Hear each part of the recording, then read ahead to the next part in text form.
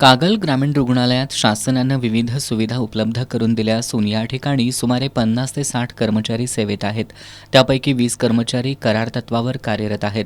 रुग्णालयात वैद्यकीय अधीक्षक आणि सहाय्यक अधीक्षक अशी प्रशासकीय व्यवस्था असून दररोज 150 ते 200 रुग्ण उपचारासाठी येत असतात. शनिवारी रात्री प्रसूती वेदना सुरू झाल्यानं कागलमधील एक महिला ग्रामीण रुग्णालयात दाखल झाली. तेव्हा रुग्णालयात असलेले डॉक्टर दिगंबर टोणपे यांनी इथं सोय होणार नसल्याचं सांगत महिलेला कोल्हापुरातील सरकारी रुग्णालयात जाण्याचा सल्ला दिला. मात्र याबाबत लेखी अहवाल देण्याची मागणी नातेवाईकांनी केली असता डॉक्टरांनी तोंडी सूचना दिल्यानं वाद निर्माण झाला. त्यानंतर रुग्णालयातील यापूर्वीच्या डॉक्टरांना बोलवून महिलेची तपासणी करण्यात आली.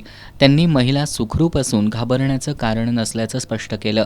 या घटनेची माहिती मिळताच काही संघटनांचे प्रतिनिधी रुग्णालयात दाखल झाले. जिल्हा किसान काँग्रेसचे जिल्हाध्यक्ष सागर कोंडेकर यांनी रुग्णालयात येऊन परिस्थितीची पाहणी केली.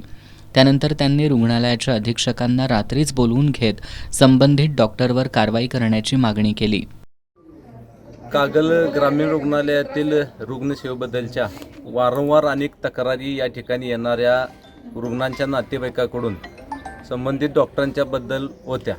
यामध्ये गरोदर महिलांच्यावर होणारे उपचार याच्याबद्दलच्या बेजबाबदारपणाच्या अनेक तक्रारी वारंवार प्राप्त झालेल्या होत्या. त्या अनुषंगानेच 2 दिवसापूर्वी या रुग्णालयामध्ये कागलमधील एक रुग्णांना असाच वाईट अनुभव आला.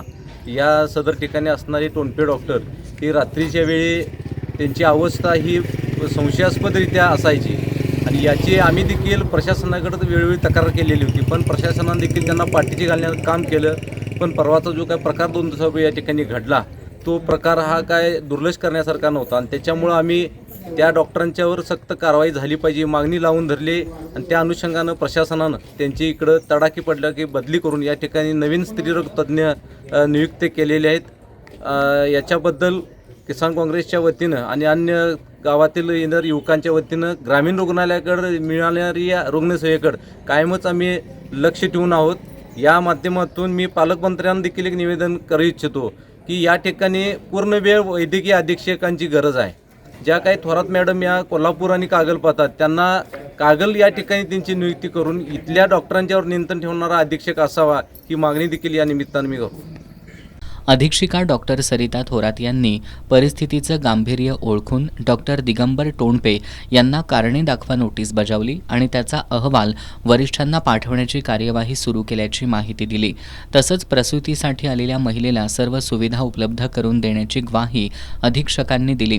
दरम्यान डॉक्टर दिगंबर टोणपे यांची तात्काळ गडहिंग्लजला बदली करण्यात आली असून त्यांच्या जागी डॉक्टर जीवन पाटील हे रुजू झालेत.